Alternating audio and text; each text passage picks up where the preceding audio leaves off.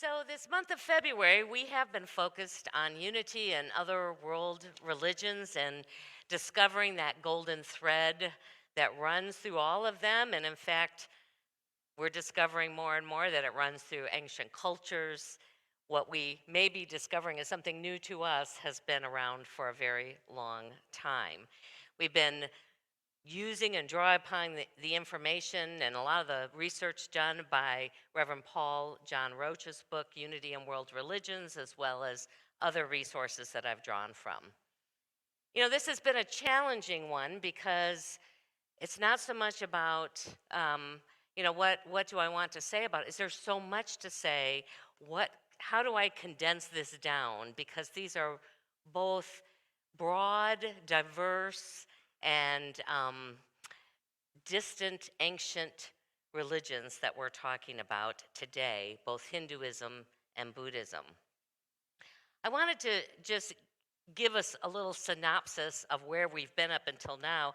And I really liked what the author wrote about this. It's good food for thought. He says, if Christianity has been a journey to understand the nature of Jesus, and Judaism has been a walk of a people seeking a full and free, unadulterated covenant with God, then Islam is also the zealous struggle for peace within. And we saw that that kind of was a little bit of a contradictory statement, and yet that is the depth of the challenge as well as the blessing that the Islam people, the Muslim people, go through. And I added on for today in a similar way, Hinduism becomes the quest for liberation from the cycle of samsara, or what we understand as the word karma. And Buddhism is about the path to enlightenment.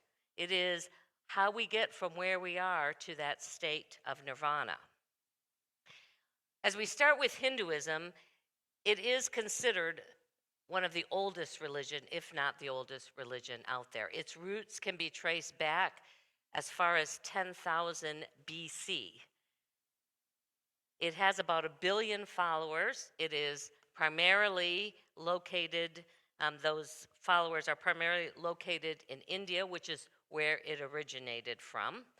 And we find the earliest Hindu scriptures, the Rig Veda, dated to be around 6500 BCE. So that was long before many of the other world religions, even the larger ones, had come into being. And it's interesting, it is the only religion, if you want to call it that, without a central prophet or leader. It never has had one. It grew up and was created out of teachings from many different people, and that still continues to be the case today. In fact, Hinduism was kind of a name assigned to this broad and diverse group of people and their practice. It is a conglomeration of religious, philosophical, and cultural beliefs and practices. And they kind of just gave this broad name to it, but there's really no unique central core except for a very few principles. Like in Christianity and Judaism and Islam, they do have one absolute being that we call God, that they call Brahman. However, Brahman is not the God. There are many small g gods that support. So they see all of these, sometimes thousands, many have said that there's even tens of thousands of Hindu gods, as facets of, or as a reflection of, that one God, Brahman. They're here, these various gods, to support you on your spiritual journey. At different times, you might call upon different gods to help you move through or overcome or shift the way that you're experiencing life. the trinity of gods, in fact, that trinity often shows up in most world religions, is different and unique because the trinity includes both male and a female counterpart. So in each facet of God, of the three main representations of Brahma, there is a male and a female counterpart that represents those. So we have Brahma, the creator God, and his wife, and I'm probably going to butcher some of these names. So for those of you who are better educated in the Hindu traditions, forgive me in advance. But Sawati, and she is the goddess of music and art and nature and knowledge. And then there's Vishnu. This is the second phase of the Trinity, who is the sustainer and preserver, with his wife Lakshmi, who is the goddess of wealth and provision. And then the third element in this trinity of God nature is Shiva. Probably some of you have heard of Shiva. That is the god of destruction. Shiva often shows up in movies when they're, depicted in a Hebrew setting.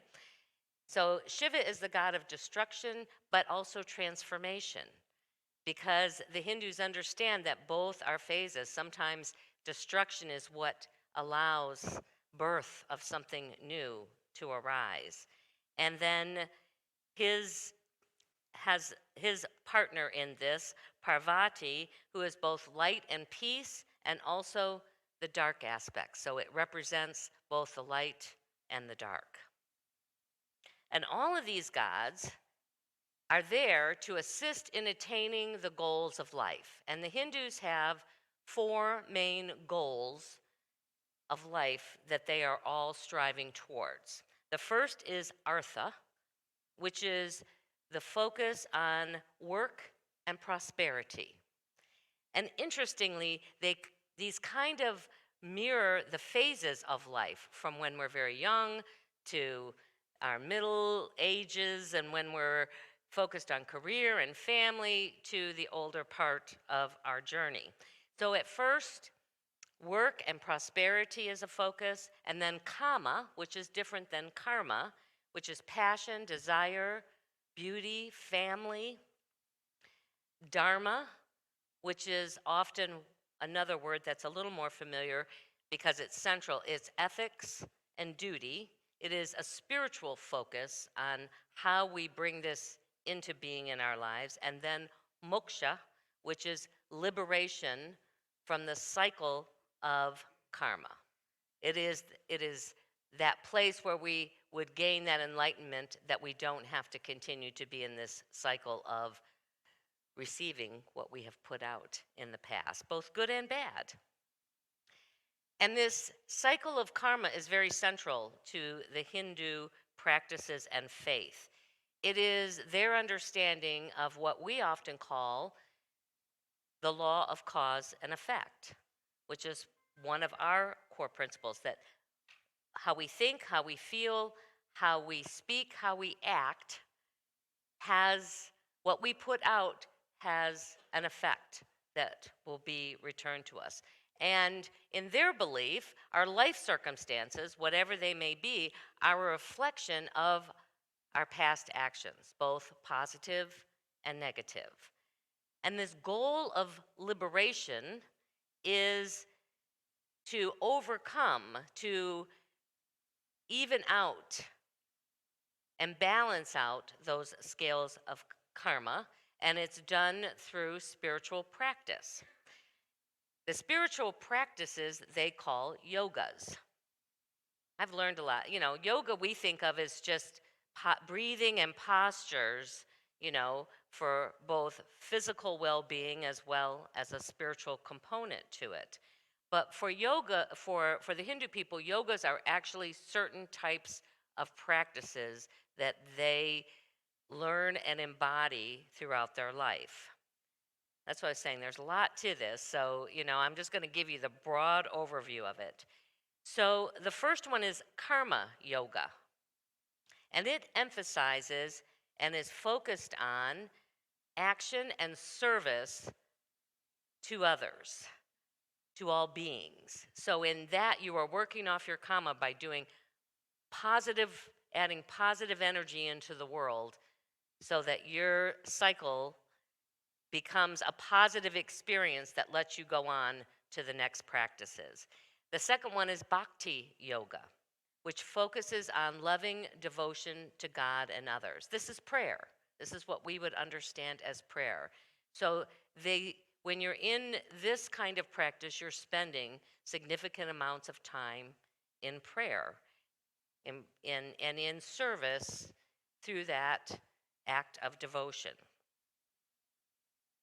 Jnana yoga is the path of knowledge, is expanding your intellectual disciplines, your reading, your intuition, your study. So that is a time where you get very serious about trying to understand and become one with God and others. And then the main yoga, Raja Yoga, focuses on liberation. It's oftentimes where people will start and then they will, in a much more advanced form, end. And this is using body postures, using breath, learning to become detached, learning the power of concentration, meditation, contemplation. So these are the practices they use in order to have that space and that experience of enlightenment. There's sacred scriptures that support them through this, although there are many different. Bhagavad Gita is one, and the Upanishads, and I'm probably not saying that right. I heard different pronunciations, and it's all over the map. So they're the most central used today by most Hindus, but there are many gurus, many yogis, many masters that have come before, and they have written and they have their own ashrams and followers. So it is both this broad understanding, but then there is very specific studies and gurus that people follow in order to be able to learn and improve their sense of yogas. That's a lot of information. There won't be a quiz later, don't worry about it. I just wanted to give you as broad of a sense as I could. So, bhakti, which is this prayer, similar to Islam, similar to Judaism, and maybe in some aspects of Christianity, not in my Presbyterian upbringing, prayer was more than just about speaking some words. It involves the whole body. It involves the voice. It involves movement. It involves and encompasses all parts of being are brought into their prayer time. And I wanted to share with you a common prayer that is chanted daily. This is one of their daily, so we might think of it as the Lord's Prayer for traditional Christians that they use in their daily devotional. This is, thousands and thousands and thousands of years. This has been an integral prayer. And this is the English translation of it. It says, Om, and I'm going to speak about Om in just a moment, on the physical, mental, and spiritual realms, all levels of being. Let us meditate on the light of the sun, which represents God. And may our thoughts be inspired by this divine light. Om is the most sacred word in the Hindu tradition. It has become more popularized as Western people have become more and more aware and used in meditations. It is the very sound of creation. It is the impulse of the universe. So when you use that vocalization of Om, you are calling forth the full creative energy of all that there is. I had intended for us to do an Om meditation today to give you a little opportunity to see how it feels. And apparently, the spirits of many of you said, no, I don't want to do that because I couldn't get it to work. And I don't have the right voice to lead you in an Om meditation. But what I'm going to invite you to do as we move into our time of meditation is to allow that word to resonate within you. If you're brave and you want to do your own om in a vocal way, you can use this space to do this and allow others to feel that vibration. I know some of you have beautiful voices and you can do this and guide us through it. I'm looking at Audrey right here. She could om us all. And if not, just as we get to that place of quiet, allow the thoughts of this creative energy to move and resonate with you in mind and heart. So I just invite us all to kind of get to a place where we're comfortable, to take a deep breath and let all of these ideas and facts and information that we've just been downloading, breathe and just let it go for a moment. Let it go into a place where we can draw upon it later if we choose to. We let the remnants of that powerful spiritual essence that's common to all who are seeking to understand and to know this one we call God. And as you continue just to breathe naturally and normally, you might want to close your eyes if you haven't, if that's comfortable for you, so that you can just bring all of your attention inward. And allow that sound, the eternal universal sound of Om, to resonate in your mind, in your heart, in your spirit.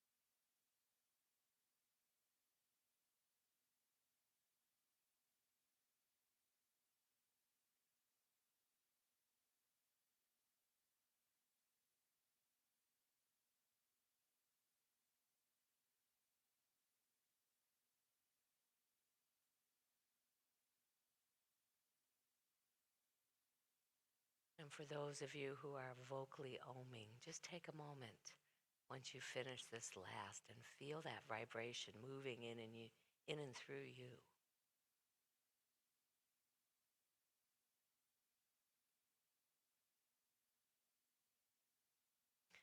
We have been given that creative, co-creative power and energy.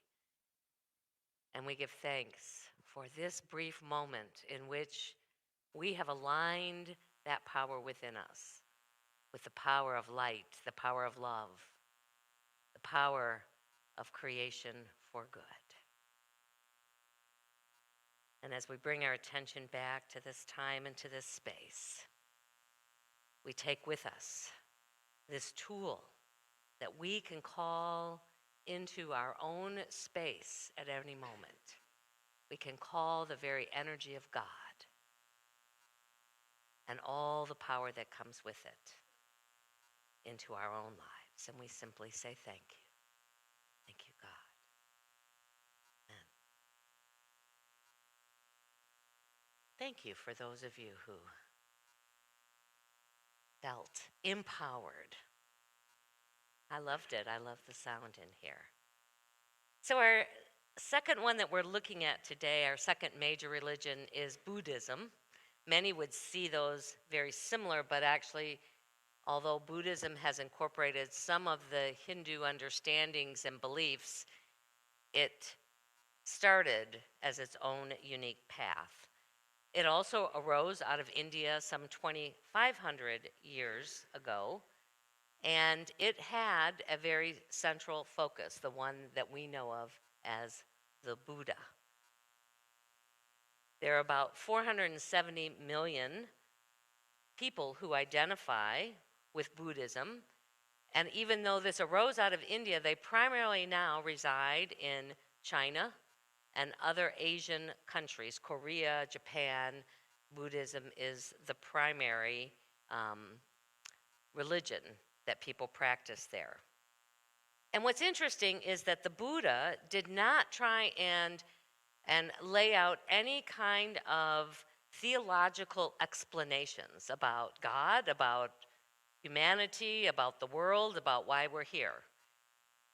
He didn't try and address any kind of understanding, rather encouraged people and invited people to practice how we can relieve our suffering and propel us towards self-transformation. The core of the doctrine of Buddhism is encapsulated in what have now been sort of synthesized to the Four Noble Truths and the Noble Eightfold Path. So there's a lot of different things to try and grasp about this. But the Four Noble Truths are simply this, that life is full of suffering. It is an escapable part of this human journey. And the suffering arises from our inclination to grasp or to crave desire in some way, and to grasp it and crave it because we don't want it to go away. We want things and to feel some sense of permanence, even though we know life is impermanent. The third truth is that we can lessen our suffering when that craving and desire is overcome. And finally, the fourth noble truth is the way that you do that is through this eightfold path, or what the Buddha called the middle way. It's not giving up everything, it's not indulging in everything, but finding the middle path that allows us to experience life, but from a place of greater peace, from a place of greater trust. So the Eightfold Path really is kind of broken up into a couple different things, and it can seem kind of similar in some ways to unity. I think Charles Fillmore studied Buddhism and took the pieces that he liked out of it and said, yes, we're going to incorporate that into our new understanding of Christianity. The first two start with right understanding and right thought. So when our understanding and our thought become aligned in this place of not holding on to anything, but simply being, I will call it, in the flow, if you will, then they help us to see things as they really are with compassion. And the second set is right speech, right actions, and right livelihood. So it is about how we engage in the world in that same balanced state, or the way he describes is in order to live a more virtuous life. We might label that as righteous life from the Christian word that would describe that same kind of thing. And then the last three of this eightfold path focus on right effort, right mindfulness, and right concentration. So this is the meditative practices, the part where we can get ourselves in that alignment that help us go and live these other ways. Buddhism does also include this idea of karma as a way to understand this necessary cycle until nirvana, or that state of enlightenment, or what we might call heaven on earth. Give it whatever word, that oneness with God. Until that's reached, we go through this cycle. Our mind and our actions can trap us in this endless cycle of karma, and our mind and our actions can free us from this cycle of karma. I think this is a way that we can understand this journey that we seem to take through humankind. And I always question, well, why did we only get one shot? You know, this was my big question of Christianity was, we're put on the earth, we weren't really equipped, we had one shot at it, and then it was going to be this eternal heaven or hell experience. Reincarnation is a way to help understand that. Some in unity believe in it, some in unity do not, and I offer it as an option for you to look into, to embrace if it speaks to you, or as we say in unity, you know, if it doesn't resonate with you, then we like to take what works and you can leave the rest. Charles Fillmore saw that as the path in which we would fully awaken to our own Christ nature, which is what the goal is from his perspective, that it was just the cycles we had to go through until we could fully get there. The main golden threads that we find in both Hinduism, Buddhism, and unity is the practice piece of it. Theologically, we may see things a little different, but that this is not something that we can just think about and ponder. It's not something that we can just even speak about, but we have to live it. That is our fifth principle. When we awaken to the truth as we understand it, then it's not enough to just know it. We have to embody it, and we have to share it in the way that we live our lives. Through our words, through our actions, we demonstrate the truth that we know. If we say we believe that there is a loving God and I am love, then part of that truth is to demonstrate that in our everyday actions. To be a Hindu, if you sum it all up, is to conduct life. How do they know they're living a successful life? To conduct life with compassion, with honesty, with prayer, and with self-restraint. The Buddha himself summed up this path of life very simply. It's like, it's not all that difficult. You know, this is what he tried to get people to see. You're off into all of these intellectual realms. It's very simple. He said this: avoid all evil, cultivate good, purify your mind, and you're on the path. Central to all of those, too, is the awareness that we have been given what we need in order to do that. We have been brought into this human journey with the fullness of God's love, of God's possibilities. It's our choice whether we embrace them, whether we live them, or whether we choose some other path. This is the choice that Hinduism and Buddhism offer to each people who follow them. The choice is yours. Here's the process, here's the practice. You decide what you're going to do with it. And that is the beauty, I think, of knowing that we've been gifted it. And it's up to us to take that and bring that light out into the world. The choice is ours. We've been given everything we need. Well, it is our opportunity now to share of our financial good with this ministry. In just a moment, the ushers are going to invite you to come up row by row. And in the large basket, you can place your gift, or if this is not your Sunday to share, just simply put your hand over and add your energy to it. See that abundance flowing in and out of this ministry, and then take an affirmation to bless you this week from the smaller baskets. We're also starting today our 40 Days of Lent Challenge. Typically, the way we understand Lent is a time to renew our thoughts, to let go, release, fast from those thoughts that don't serve us, and to renew ourselves with more positive thoughts. But we're also asking people to practice this in an outer way, if you will, and perhaps there's something or some area that you would be willing to not necessarily invest your financial money in, and instead be willing to share it with the church. We're going to be splitting whatever comes in over the next 40 days between our general fund and between our beautification, landscaping, drought-resistant planning that's happening. We actually do have a team. Kenny back there is on that team, along with Susan Spradlin and Debbie Holt, and they have been meeting. This first phase is going to be a lot of clearing. So it's removing a lot of dead bushes and really cleaning that area up before they start adding to it. So we want to help them have the funds to be able to do that.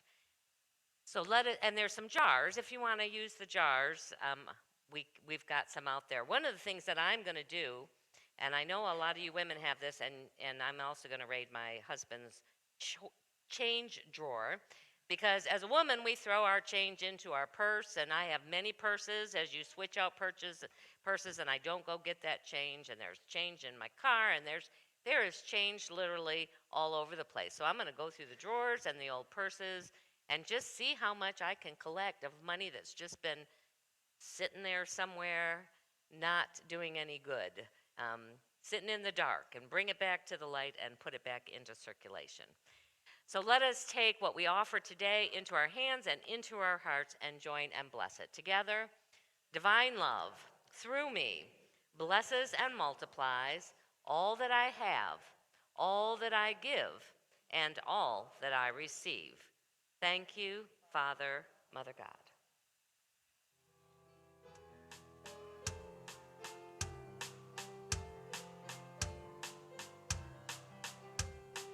Let there be peace on earth, and let it begin with me. Let there be peace on earth, the peace that was meant to be. With God as our Father, and we all are we. Let me walk with my family in perfect harmony. Let peace begin with me. Let this be the moment now. With every step I take, let this be my joyous vow. To take each moment and live each moment in peace eternally. Let there be peace on earth, and let it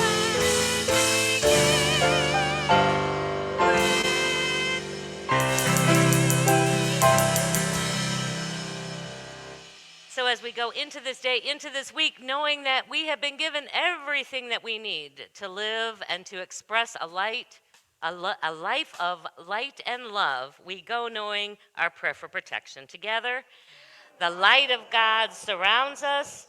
I am the light of God.